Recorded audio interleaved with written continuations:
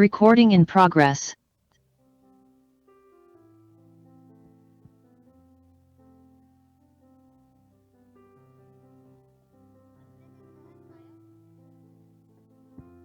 안내 멘트 할게요. May I have your attention, please, ladies and gentlemen, and distinguished guests? Welcome to the 5th International Conference on Learning Cities. The session will begin from 6 p.m. in Korean time. All participants should enter the conference hall and please be seated. Those who are participating online, please be ready for the forum. In addition, simultaneous interpretation for Korean, English, and French will be provided. Please use the receiver if needed. Channel 1 for Korean, 2 for English, 3 for French. Online participants, please choose preferred language in the platform. For the smooth progress of the conference, we would appreciate for participants to turn off your cell phones or turn your cell phones into vibration mode. To prevent further spread of COVID-19, please make sure to wear masks at all times. Also, we require all speakers to wear masks at all times, even while delivering speeches due to the disinfection guidelines. Thank you.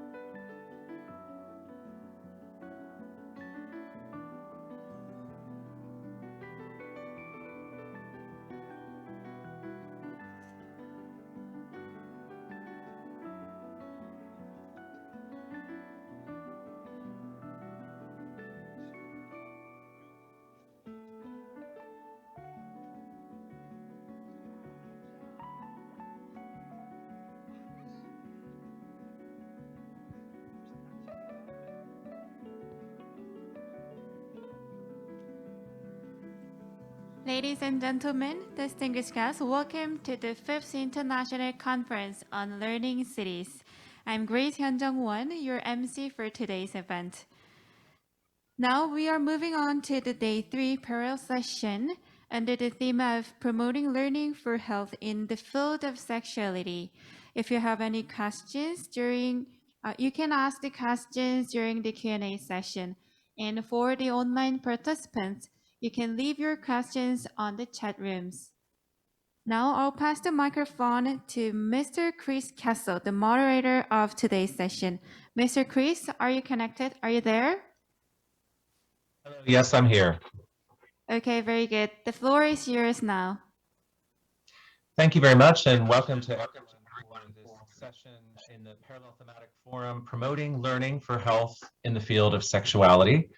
I'm Chris Castle, I'm the chief of the section. Je m'appelle Chris Castle et je suis en fait le responsable de l'éducation à Paris. C'est un immense plaisir pour moi de rester parmi vous. Alors, les membres du panel, je vais les présenter maintenant. Je voudrais vérifier parce que je vois que 2 membres du panel n'ont pas leur vidéo et il y en a 2 de plus et j'aimerais confirmer qu'ils sont bien présents. J'ai cru comprendre que Denise Moreau et Emma Murphy vont nous rejoindre. Est-ce que nous pouvons les voir?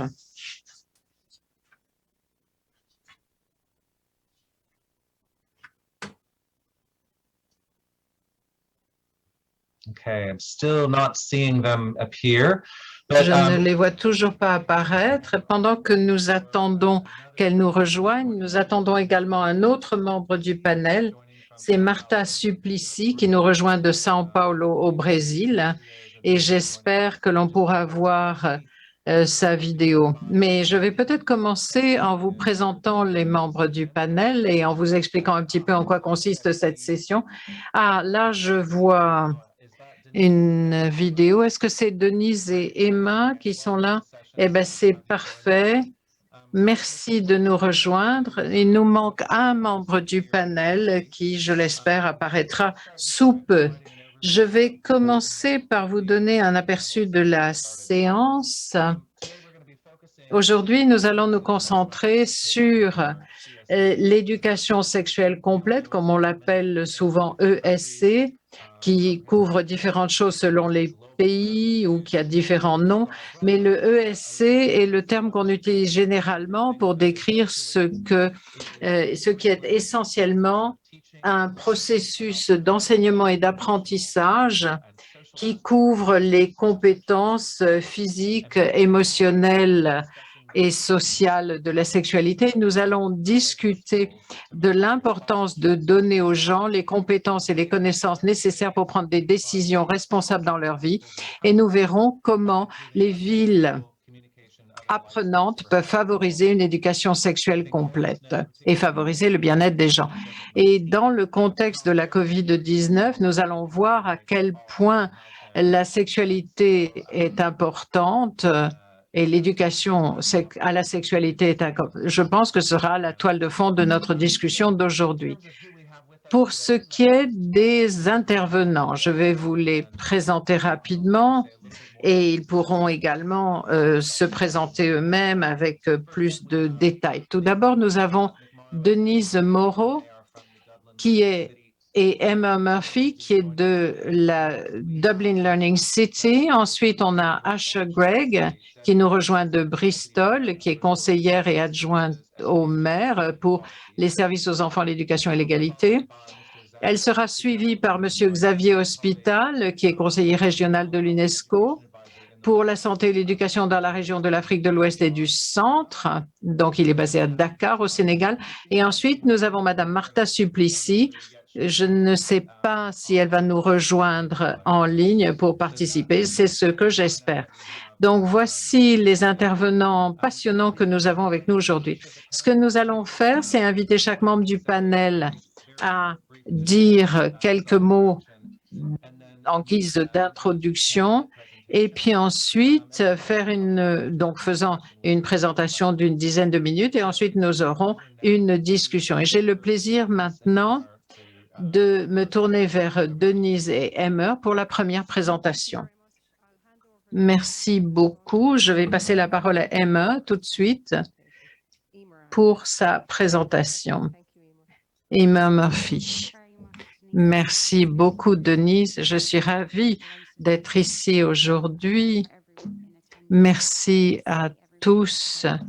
C'est formidable de vous voir ici aujourd'hui.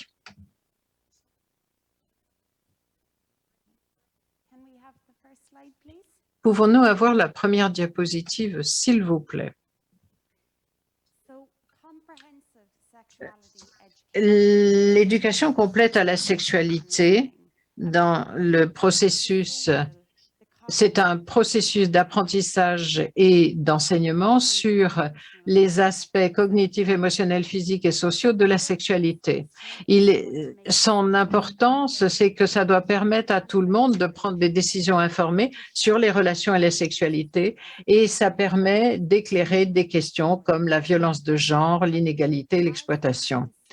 Comme nous le voyons de la diapositive ici, il y a 8 aspects dans cette ECS qui ont été décidés par les Nations Unies. Et ces sujets ont le plus grand impact lorsqu'ils sont associés dans l'éducation formelle, dans des cadres formels, et qui sont importants dans l'ensemble de la vie et pas simplement ponctuellement.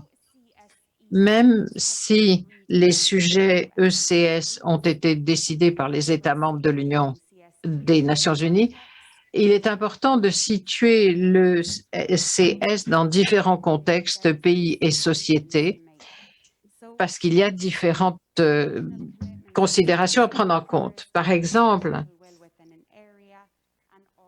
il y a la question de volonté politique dans un domaine, les législations nationales, l'adaptabilité du contenu de l'ECS concerne la programmation culturelle, c'est-à-dire la manière dont vous en parlez dans le pays dans lequel vous le faites.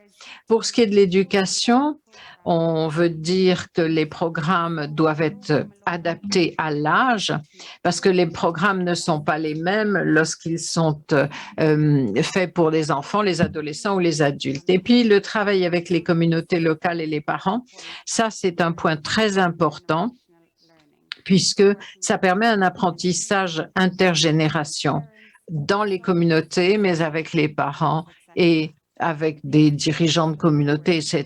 Et là, ça a la capacité de façonner les valeurs. Notre première étude de cas d'aujourd'hui vient du Nigeria. Lorsqu'une ONG au Nigeria qui s'appelle Éducation comme vaccin, Education as a Vaccine, EVA, elle a fait une cartographie des services de reproduction qui sont disponibles dans la région avec un numéro d'urgence pour des questions et évidemment ce numéro respecte l'anonymat pour que les gens puissent parler ouvertement des différents sujets et que tout ne passe pas par le système formel d'éducation. Comme vous le voyez ici, on voit la pertinence de ce service. Notre deuxième étude de cas vient du Bangladesh. Un gouvernement et un groupe de chercheurs ou une partie du gouvernement et des chercheurs ont fait des recherches pour voir tout ce qui concerne les mariages précoces, les mariages forcés précoces. Et ensuite, cela a été intégré dans les programmes scolaires en soulevant des questions comme le harcèlement sexuel, l'exploitation sexuelle. Et le programme qui a été préparé a été créé pour des étudiants, mais également pour des enseignants et des parents de la communauté locale. Merci. Maintenant, je vais passer la parole à ma collègue Denise. Merci, Ima. Je voudrais que tous ceux qui sont ici présents ou en ligne se posent la question du consentement. réfléchissez à la question du consentement. Est-ce que vous avez un problème avec ça? Pensez à votre propre expérience de l'éducation sexuelle au cours de vos études. Est-ce que vous pensez que cette expérience était satisfaisante? Est-ce que vous avez appris ce que vous deviez savoir à propos du consentement et notamment du consentement sexuel? Peut-être que vous êtes très à l'aise, mais peut-être que vous êtes embarrassé. Nous avons beaucoup de questions ici. Nous avons des prix à la fin de cette première présentation et je vous demanderai à la fin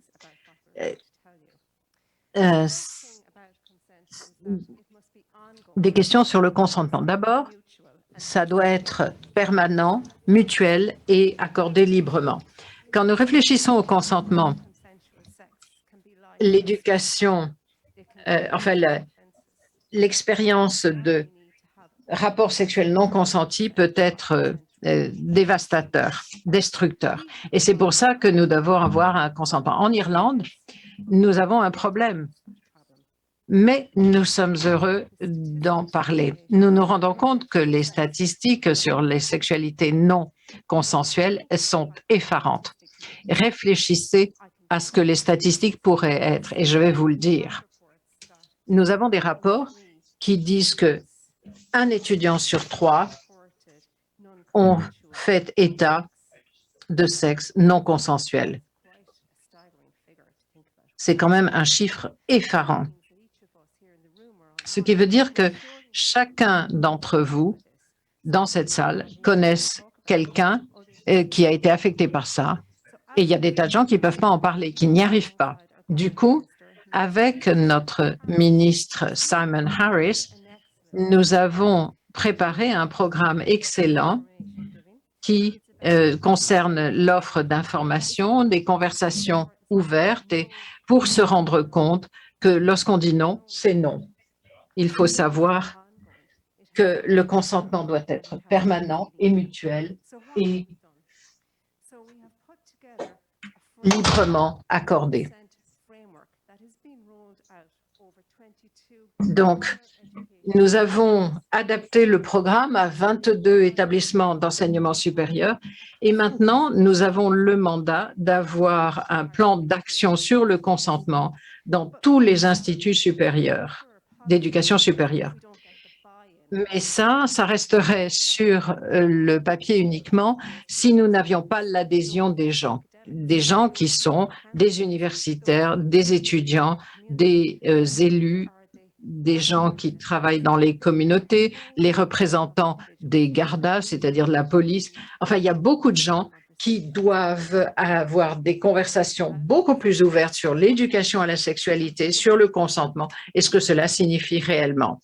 Je pourrais vous demander de regarder un film vidéo très court qui sont une très bonne ressource. Nous avons des cadeaux pour vous, je vous l'ai dit, mais ce serait plutôt les ressources que nous avons qui sont excellentes et qui ont été développées sur le consentement. C'est gratuit, en ligne, et je vais demander à un collègue qui est au fond de la salle de vous montrer une démonstration de cette ressource excellente que nous avons. Merci.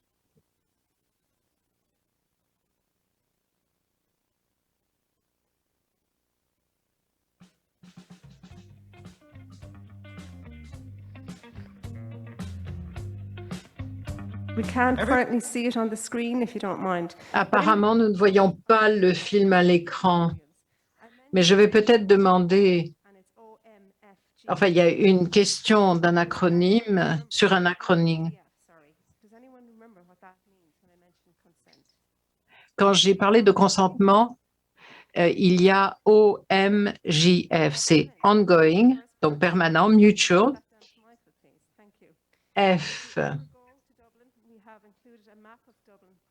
Nous avons également une carte de Dublin pour vous montrer cela. Bon, donc nous allons maintenant montrer ce film vidéo sur le consentement pour montrer la qualité de nos outils et nous espérons que vous profiterez de cette boîte à outils que nous avons, que vous partagerez cette ressource parce que ce programme a été déployé pour des jeunes de 16 à 24 ans dans 22 établissements d'enseignement supérieur. Consentement actif. Tout le monde sait que vous avez besoin de consentement pour toutes les activités sexuelles. Mais qu'est-ce que c'est que le consentement actif? C'est OMFG. Ongoing, c'est-à-dire permanent. C'est très bien. Est-ce qu'on continue? Peut-être à un autre moment. Et vous pouvez changer d'avis à tout moment. Vous pouvez dire non ou changer d'avis. Ça ne veut pas dire que vous rejetez une personne, mais vous rejetez l'acte lui-même. Le consentement actif est mutuel. 2 nuits plus tard, ah, fantastique. Est-ce qu'on devrait recommencer? Oui. Vous adorez et vous le dites à l'autre. Dites-le, montrez-le, criez-le.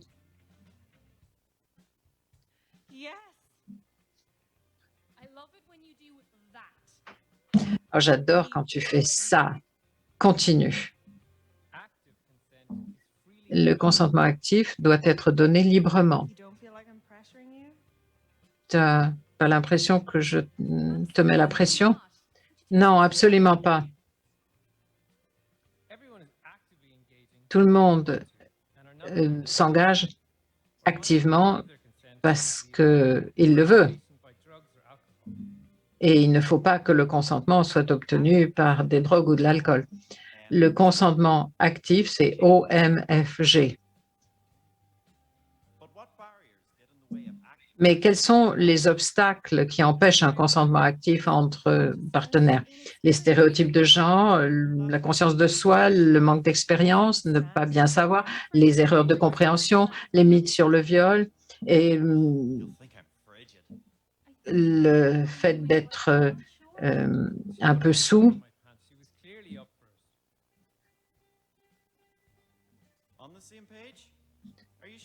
Sur la même longueur d'onde, vous en êtes sûr?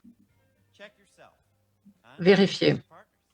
Et vérifiez avec vos partenaires. Tout le temps. Verbalement, ça va? Et de manière non verbale également.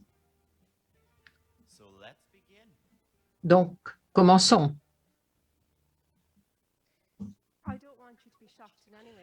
Il ne faut pas être choqué parce que nous voulons vraiment s'assurer que le message sur le consentement est bien transmis. Non veut dire non et on peut vraiment avoir une relation sexuelle très saine une fois qu'on a le dialogue. Ensuite,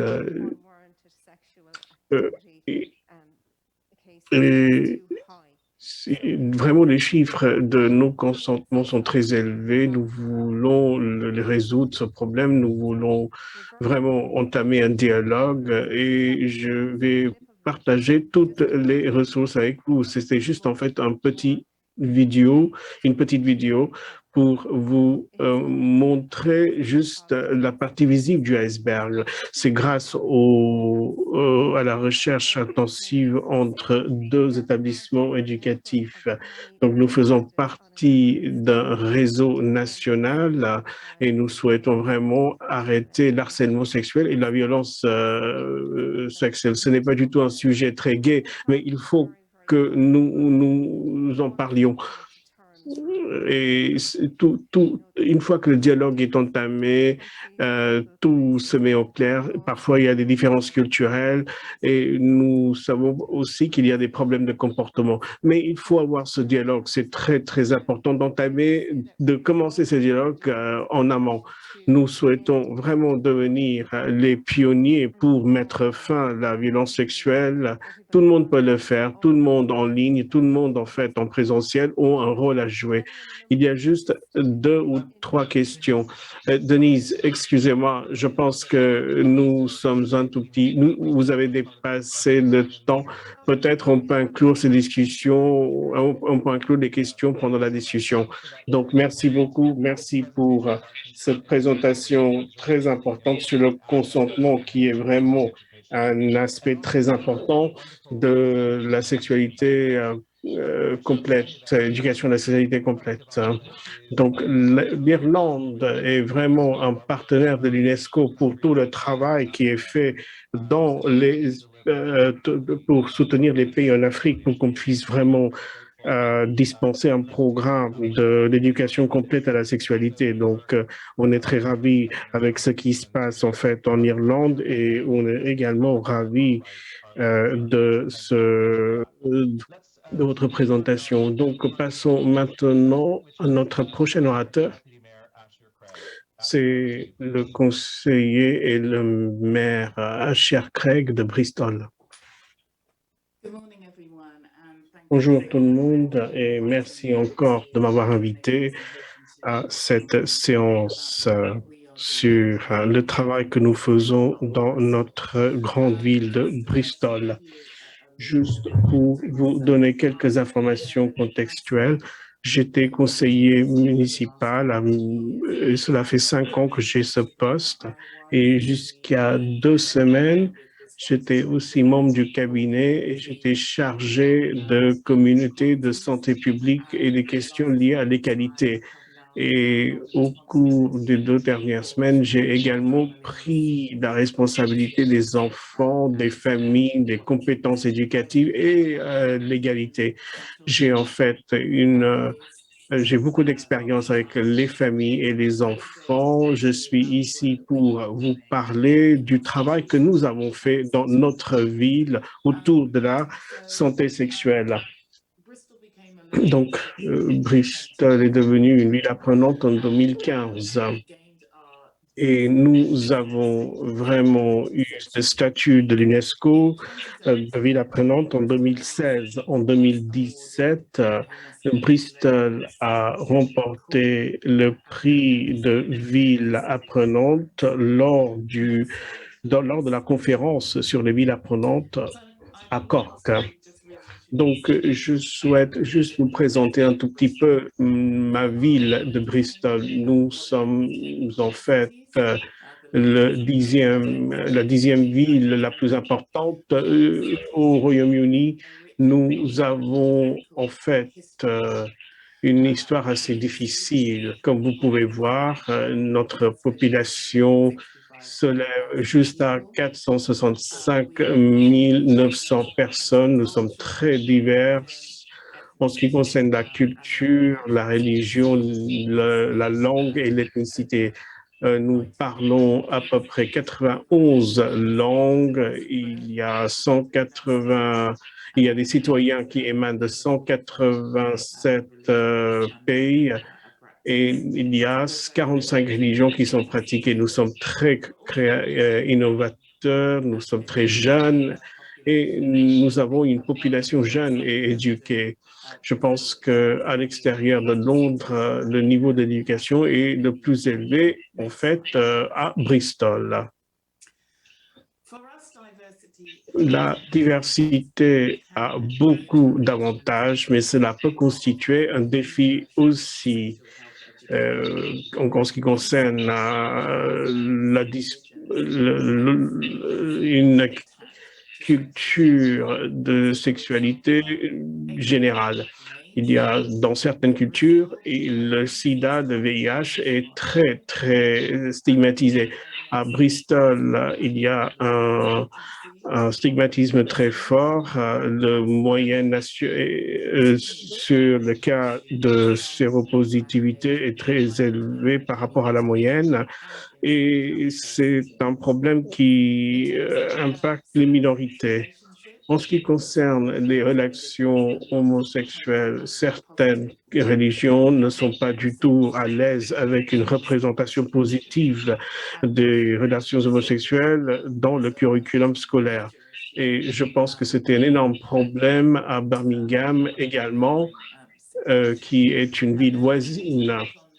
Je vais également vous parler des règles et des menstruations qui sont perçues comme étant un phénomène sale dans certaines communautés. Il y a des filles qui viennent pas à l'école pendant les règles et qui sont en fait incapables d'acheter des produits sanitaires.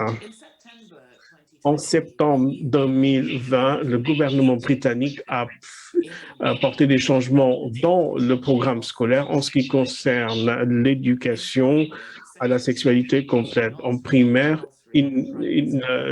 l'éducation à la sexualité n'est pas obligatoire.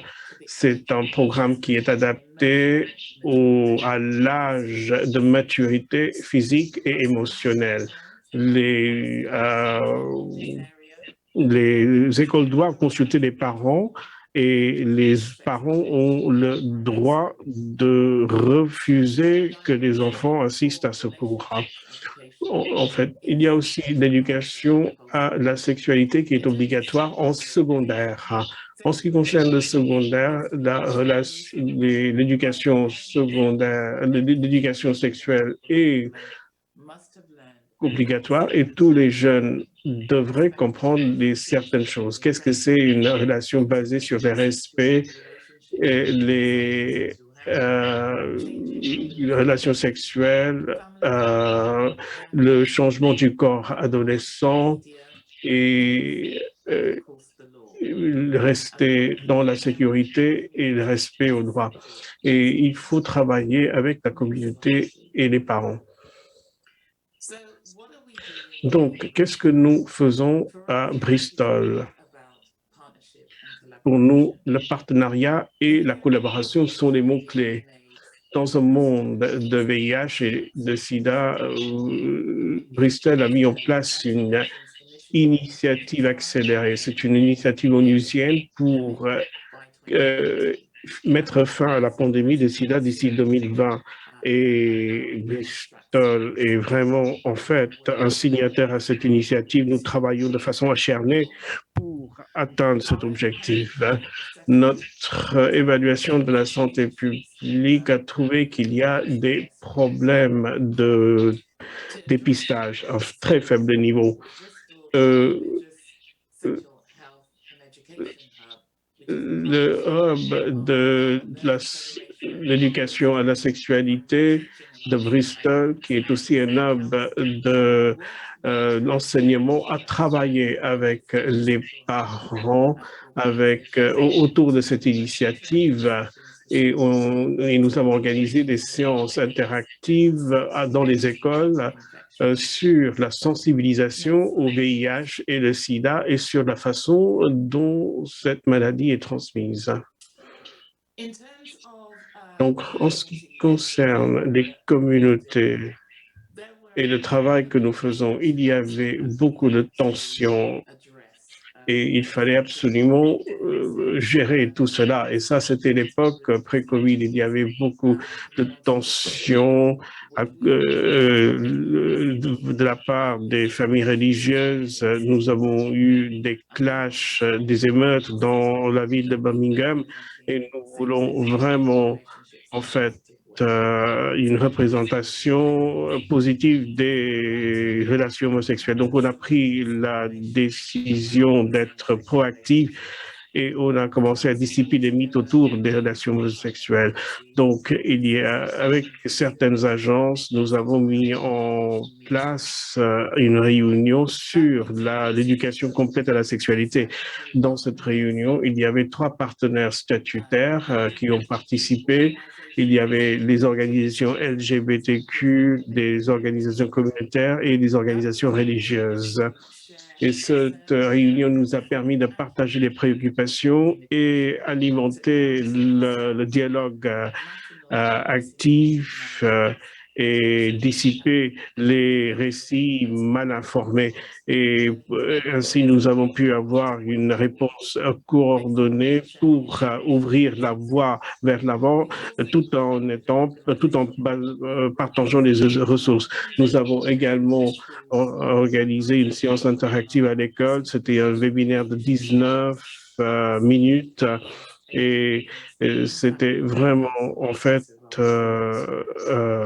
quelque chose de très positif. La prochaine diapo, s'il vous plaît. Je suis vraiment très fier du travail qu'on a fait autour des règles. Et nous avons vu qu'il a un faible taux d'assistance est un problème chez les filles et beaucoup de filles ne viennent pas à l'école à cause de leurs règles. Donc, on a distribué des produits sanitaires à toutes les filles et on a également fait des campagnes de sensibilisation sur cette question. Donc, cette initiative a été mise en place par mon prédécesseur. Et parfois, les filles ne viennent pas à l'école parce qu'elles sont incapables d'acheter des produits sanitaires à cause des raisons financières.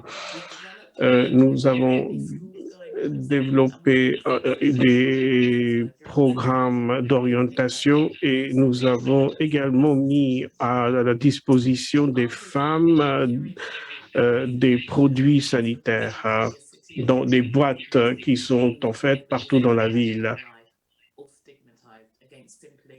Et nous voulons s'assurer qu'aucune fille soit stigmatisée à cause des règles. Nous avons également organisé des événements caritatifs autour de ce domaine, ce qui donne des informations sur les endroits où les produits sanitaires sont disponibles gratuitement. Nous sommes vraiment très, très reconnaissants à tous nos partenaires, à toutes les écoles qui ont participé jusqu'à maintenant dans cette initiative brillante. Donc, pour finir, la prochaine diapo. Donc, la stigmatisation autour de la santé sexuelle et l'image du corps reste un problème à Bristol, mais à travers le partenariat et la collaboration, nous allons vraiment briser ces stéréotypes et nous allons s'assurer que chaque citoyen pourrait apprendre de façon honnête et inclusive. Les meurtres raisons de Sarah et Vanessa, deux femmes qui ont été tuées pendant qu'elles rentraient chez elles, est vraiment un exemple de violence basée sur le genre. Et ce genre de violence n'a pas de place dans notre ville. L'éducation de nos enfants et de nos adultes est la meilleure façon de créer une ville inclusive basée sur le respect. Merci beaucoup de votre attention. Merci. C'était une présentation brillante et j'étais ravi de voir tous ces exemples que vous avez montré. Donc, Bristol est une ville très proactive et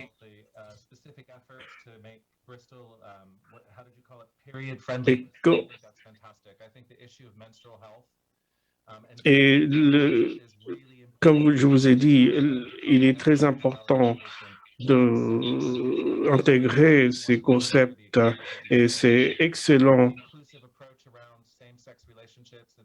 de revoir toutes ces communautés, les parties prenantes et vous avez également travaillé avec les parents et les communautés pour calmer, apaiser les tensions. Donc, c'est vraiment une source d'inspiration pour nous. Donc, félicitations et merci beaucoup. Je pense qu'on aura des discussions très intéressantes sur cette question et j'espère qu'on aura le temps. Maintenant, je vais inviter mon collègue Xavier Hôpital, qui représente le bureau régional de l'UNESCO à Dakar. Xavier, vous avez la parole. Merci beaucoup, Chris.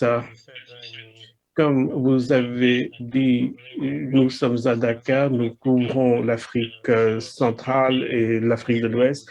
Nous soutenons les gouvernements à développer des programmes pour éviter la grossesse non désirée, la violence basée sur le genre dans un contexte scolaire. Et nous travaillons avec le ministère de l'Éducation aussi. Donc, cette présentation porte sur une application qui a été développée. nous l'avons développé. Nous savons que tous les adolescents ne peuvent pas être atteints à travers les programmes d'éducation formelle. Et je vais vous montrer comment cette application pourrait aider les jeunes et les adolescents à avoir accès à des services de santé reproductive. Donc, relier l'éducation sexuelle complète aux services par le biais de l'espace numérique. Alors, nous avons eu une description de l'OCS. Qu'est-ce qu'on peut dire? Donc, en fonction des éléments de preuve, nous savons que l'éducation complète à la sexualité contribue à augmenter l'âge du premier rapport. Ça réduit le nombre de partenaires et la fréquence des rapports sexuels également. Ça augmente des pratiques à faible risque, comme l'utilisation des préservatifs ou des moyens de contraception. Donc, la CSE n'augmente pas l'activité sexuelle. En fait, au contraire, ça retarde, ça repousse. Les programmes fondés sur l'abstinence ne sont pas du tout efficaces et ce qui est très important, il y a un certain nombre de conditions que les programmes doivent respecter pour être efficaces. Il faut diminuer la grossesse des adolescentes, la violence basée sur le genre et le risque d'exposition du VIH. Les programmes doivent être axés sur le genre, c'est très important pour atteindre des résultats. Il faut avoir une attitude positive vis-à-vis du genre et il faut aussi développer la confiance. Les programmes doivent être mis en œuvre avec la participation des parents. Et pour nous, ce qui est très important, les programmes doivent être supplémentés par les services propices au genre. Et ce sont des services qui sont des bons additifs au programme. La disponibilité des services doit également donner accès aux moyens de contraception, y compris les préservatifs, la contraception en situation d'urgence, et aussi au service de dépistage de la grossesse ou du VIH, au traitement, aux soins de VIH. Par exemple, un traitement prophylactique post-exposition. Pour pouvoir livrer cette éducation, et peu importe les vulnérabilités, et nous avons développé une application avec plusieurs partenaires qui fournit un contenu sur le ESC. Ça inclut beaucoup de forums, de chats, qui est vraiment sécurisé. Et ça inclut également un bouton d'urgence s'il y a en fait un problème ou bien si une adolescente a été envoyée dans les rues ou elle a été mise dehors parce qu'elle a révélé une orientation sexuelle non approuvée par les parents.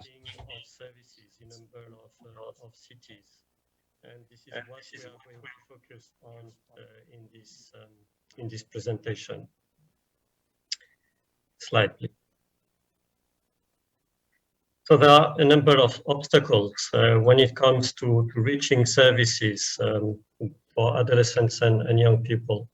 Adolescents and young people might not know where to go. Where are the youth-friendly services? Ils ne savent pas nécessairement où sont les bons services, où aller. Est-ce qu'ils seront jugés ou simplement aidés? Est-ce que les services sont suffisamment confidentiels? Est-ce qu'ils couvrent les besoins particuliers de chaque personne? Et pour répondre à toutes ces questions, nous avons une application. Diapositive suivante, s'il vous plaît.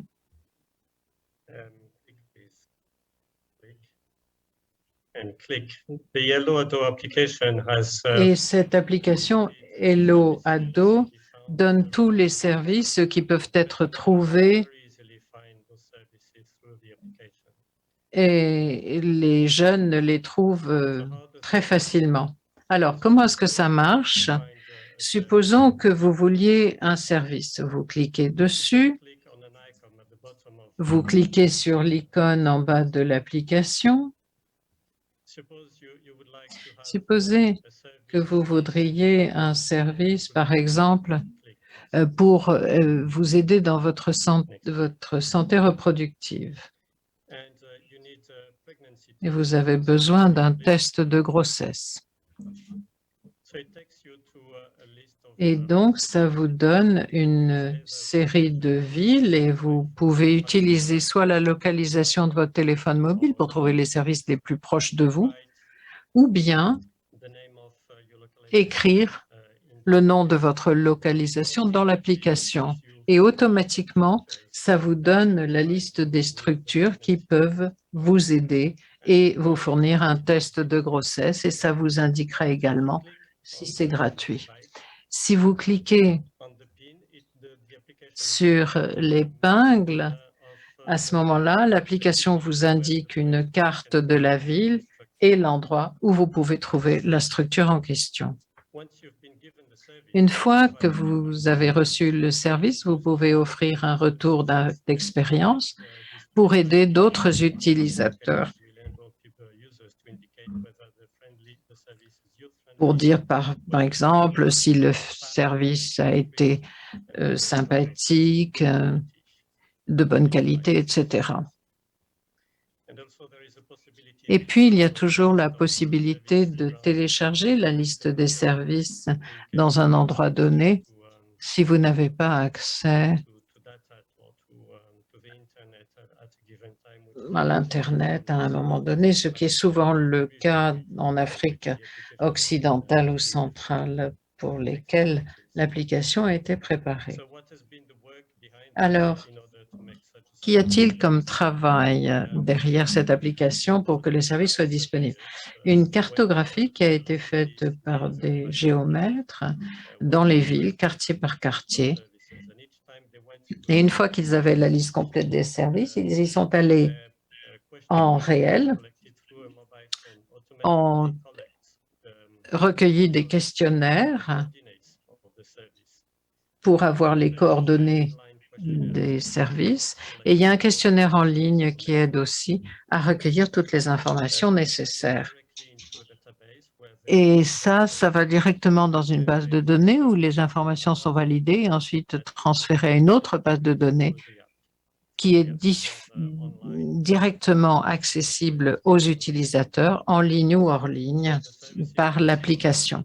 Les services couverts sont les services de santé, par exemple pour les infections sexuellement transmissibles comme le VIH-Sida, des services de santé reproductive, mais également pour la protection dans le cas de violences de genre ou tout autre type de violence, et puis un soutien juridique également, une assistance juridique si vous en avez besoin. Les pays couverts sont le Burkina Faso, le Burundi, le Cameroun, la République démocratique du Congo, la Côte d'Ivoire, le Gabon, le Mali et le Sénégal, et nous espérons en avoir plus. Enfin,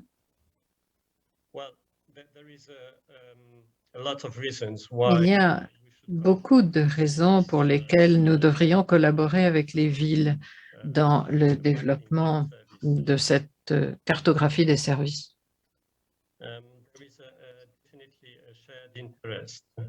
Très clairement, nous avons un intérêt commun à utiliser les données recueillies pour des applications multiples, pour les services de la ville, de la société civile qui peuvent utiliser des données ou d'autres partenaires, par exemple du secteur du développement. Une fois que c'est collecté, les données peuvent être partagées avec différents partenaires. Il est possible également de les partager par différents canaux, comme d'autres applications, l'Internet ou des associations, des services de ville. Il faut cependant beaucoup de travail pour recueillir ces données, ça coûte cher et nous avons remarqué que différents partenaires font souvent le même genre d'exercice et qu'il y a beaucoup de duplication entre partenaires, ce qui veut dire qu'on perd beaucoup en efficacité et en fonds qui sont pourtant très nécessaires. Et puis, il faut faire des mises à jour régulières des données. pour que cela reste pertinent. Donc, nous voulons travailler avec les villes pour recueillir ces données et les mettre à la disposition des adolescents et des jeunes. Voici l'application qui a été développée avec un certain nombre de partenaires qui ont été tous d'une très grande importance pour la qualité de l'application, et ce, avec le soutien de la Suède, de la Norvège et de la France, que je dois absolument mentionner ici. Merci. Merci beaucoup de votre attention. Voilà ce que je souhaitais partager sur les services de cartographie des villes. Merci. Merci Xavier. C'est remarquable d'avoir cette présentation et c'est important de voir les liens entre l'éducation complète à la sexualité et les services. Et puis, vous avez montré comment c'est fait dans un certain nombre de pays d'Afrique occidentale et dans des villes. Nous avons entendu des deux premières présentations l'importance de connecter les citoyens de ces villes à leurs services et à leurs ressources. Vous pouvez avoir une Dropbox avec, par exemple, des produits sanitaires pour les jeunes femmes et les jeunes filles. Nous avons entendu aussi Denise nous parler de l'importance des ressources disponibles, information, éducation, boîte à outils, tout ce qui peut être utile pour les parents, les enseignants, les étudiants, les communautés. Tout cela est très important et c'était bien d'entendre votre présentation avec l'application Hello Ado.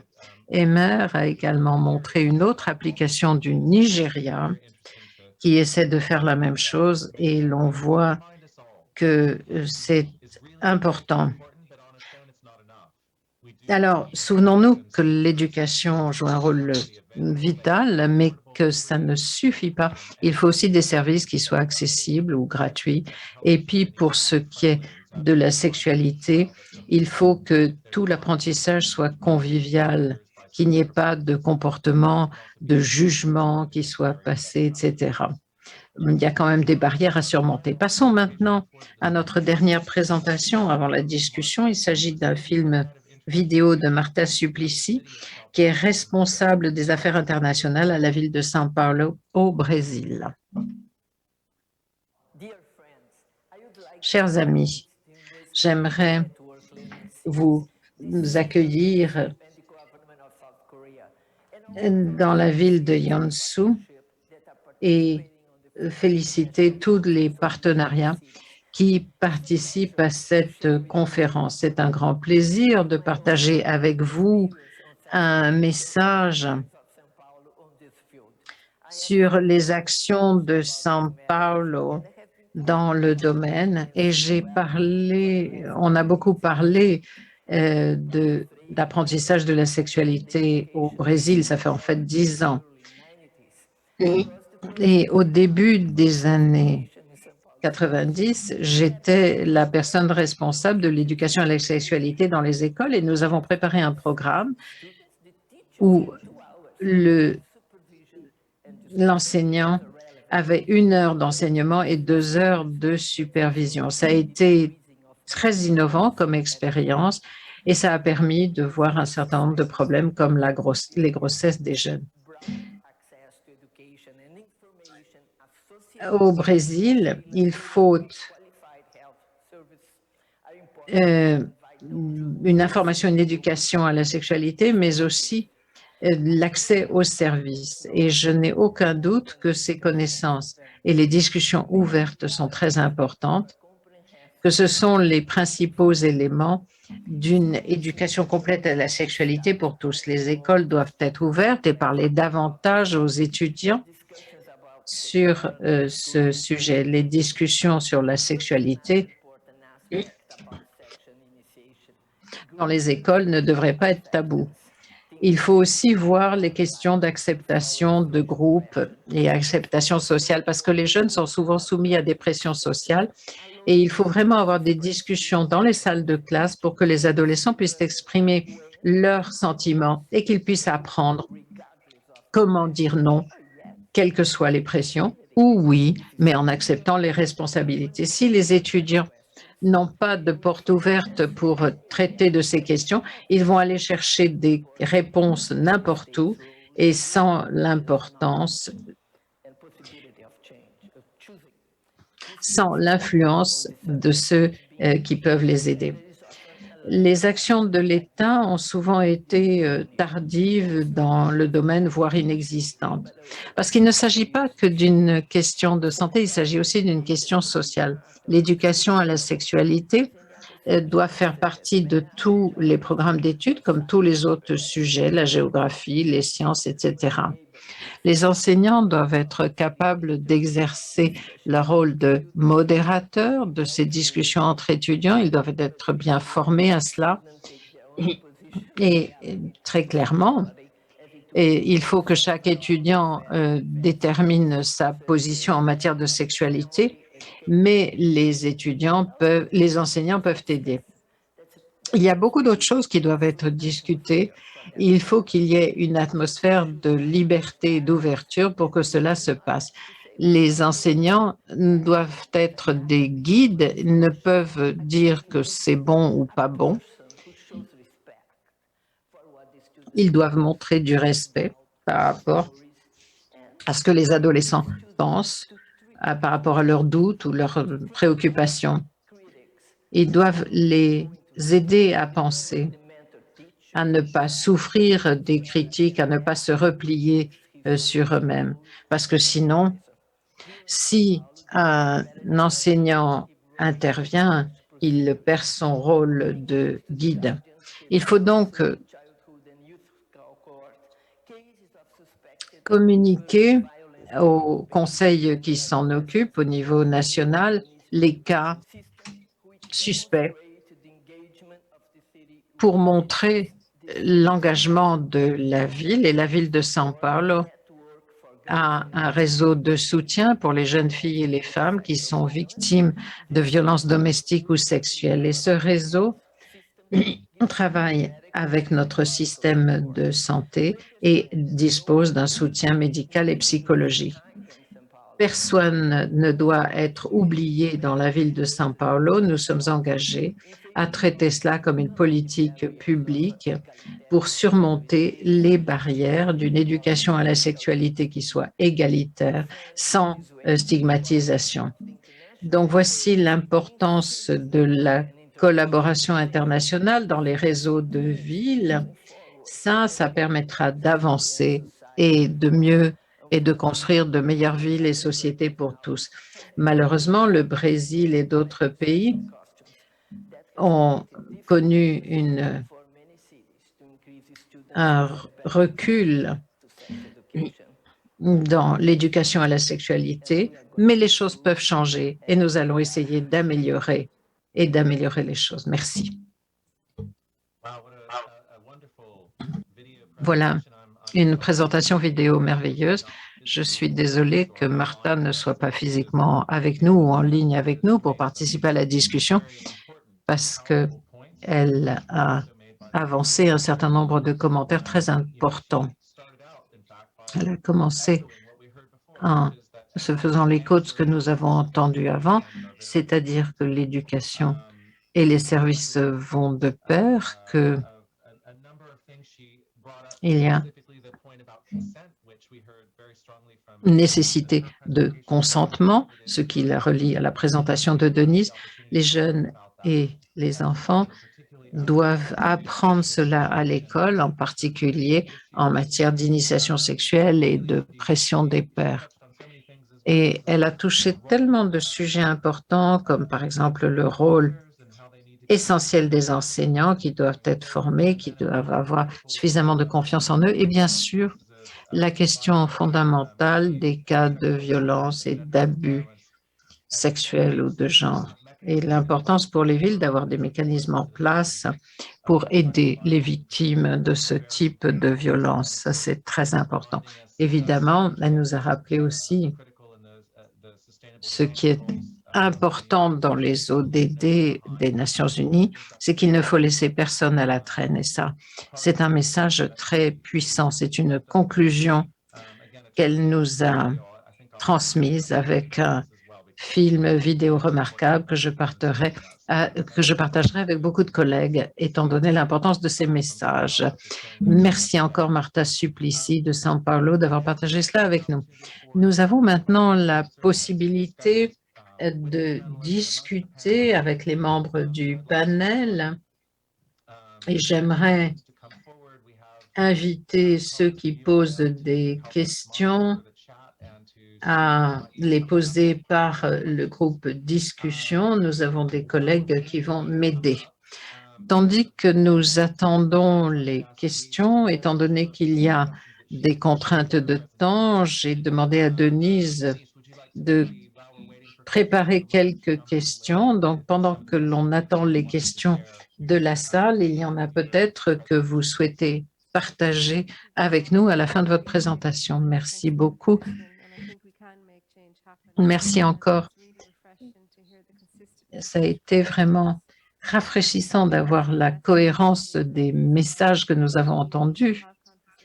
Il nous faut donc des discussions sur la santé et le consentement en particulier qui affecte tout le monde. L'une des questions que j'ai, c'est sur le nombre de femmes qui sont affectées par des activités sexuelles inappropriées, par exemple les viols, parce que je sais qu'il y a des statistiques absolument affolantes, mais est-ce que vous avez des précisions? Est-ce que c'est une femme sur 5, une femme sur 2, une femme sur 3? Qu'est-ce que c'est? Une sur 3. Eh bien, en cri de consolation, je vais vous donner le micro. Y a-t-il d'autres? Il y a une autre question que je voudrais poser. Quelles seraient les statistiques sur les gens qui sont satisfaits? J'ai posé la question au début. Quand vous pensez à votre propre expérience de l'éducation à la sexualité à l'école primaire, secondaire ou dans la famille, ou est-ce qu'il y a des membres de la famille ou d'autres gens qui vous ont éduqué? Mais de manière générale, quand on a posé la question à des cohortes d'étudiants, dans quelle mesure ils se sentaient prêts, est-ce qu'ils avaient une éducation à la sexualité qui était complète? À votre avis, quelle est la proportion de réponses positives? C'est-à-dire, est-ce que vous êtes correctement préparé ou de manière appropriée à la sexualité, mais pour toute votre vie? Alors, puis-je vous demander quel serait, à votre avis, le résultat? Si on vous demandait, est-ce que vous pensez que l'éducation à la sexualité que vous avez reçue par le biais de l'éducation formelle était adaptée? Est-ce qu'on peut avoir des mains qui se lèvent? Eh bien, c'est 100% des gens qui pensent que non. Les statistiques, c'était 75% des gens pensaient qu'ils ne sont pas préparés. C'est pour ça qu'il faut qu'on ait ces discussions et que l'on soit positif à ce sujet. Mais je crois qu'on peut inverser la chose et dire qu'il faut réduire les chiffres sur le sexe consensuel. Il faut vraiment qu'on améliore ce qu'on fait parce qu'il y a une grande volonté de le faire et cette volonté permettra d'y parvenir. Alors, je vais peut-être maintenant passer la parole à nos autres. Emma. Merci, Denise. Je crois qu'il y a beaucoup de points qui ont été couverts. Rafraîchissant de voir qu'il y a un message tout à fait cohérent. Ma seule remarque pour l'instant, en fonction des recherches que j'ai faites, c'est qu'il y a un grand besoin de développer le CS pour la communauté LGBTI+. Et je sais que c'est vrai en Irlande, mais je vois que c'est nécessaire également dans d'autres pays. Il faut vraiment mettre l'accent sur cela. Je sais qu'un membre de notre public, quelqu'un dans le public a une question à poser. Allez-y. Merci beaucoup. J'ai une question. Puisque nous sommes ici dans une conférence mondiale des villes apprenantes, ma question, c'est quel est le rôle des villes? Tous les projets dont nous avons parlé ont fait participer beaucoup d'acteurs, certains de l'État, des juristes, des associations, par exemple des gens qui sont engagés dans la lutte pour les LGTB+, les services, etc. Mais de toutes les expériences que vous avez partagées avec nous, que pourriez-vous dire du rôle des villes dans ce genre de partenariat? Est-ce que ce sont les leaders, ce sont les partenaires des initiatives, des collaborateurs, des hôtes? Quel est leur rôle et comment est-ce qu'on peut aider les villes à prendre plus d'initiatives dans ce domaine? Merci. Je pense que cette question est de Didier Jourdain, qui est un collègue français, également président de la santé à l'école, programme de l'UNESCO.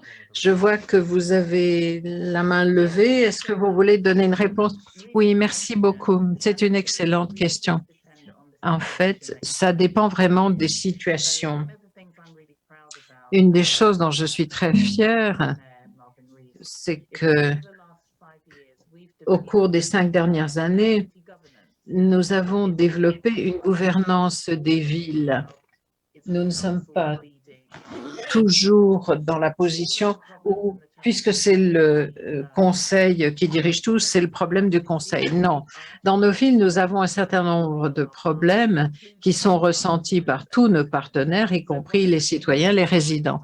Et l'une des choses que nous essayons de ne pas faire quand nous avons des responsabilités statutaires, bien sûr, nous sommes chefs de file, mais sinon, nous espérons avoir des coproductions. Nous travaillons avec les autres et pas autrement. Collaboration, partenariat, coproduction, tous ces termes sont utilisés au quotidien dans tout ce que nous faisons. Et lorsque les écoles peuvent être chefs de file, c'est très bien. Et moi, je dois dire que le secteur privé dans notre ville a été absolument remarquable dans le travail qui a été fait, ainsi que l'argent qui a été dépensé, les efforts accomplis, où il y a beaucoup d'initiatives que nous avons développées dans la ville pour en faire un endroit convivial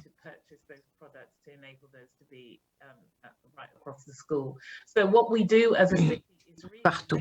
En tant que ville, nous essayons de voir quels sont les défis et nous demandons aux personnes ce qu'ils en pensent, ce qu'ils peuvent faire, comment ils peuvent s'engager en disant la ville va prendre la tête des mesures, mais le faire avec vous.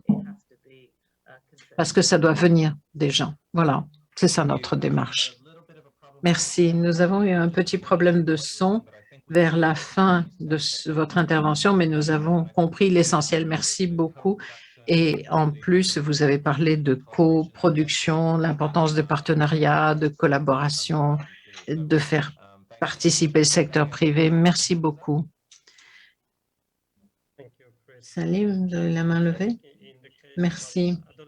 Je crois que les adolescents ne sont pas toujours capables de trouver des services spécifiques s'ils ne savent pas où ils se trouvent.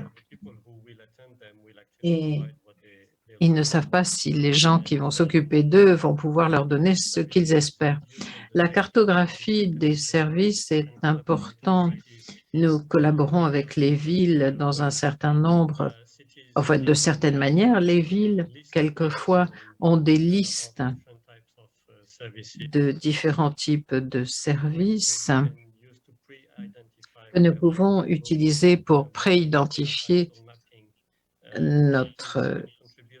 les services de notre cartographie. Donc, les villes peuvent contribuer à la cartographie directement avec des volontaires qui parcourent les rues, recueillent les données. Et puis, il y a le rôle de coordination qui peut être très important également.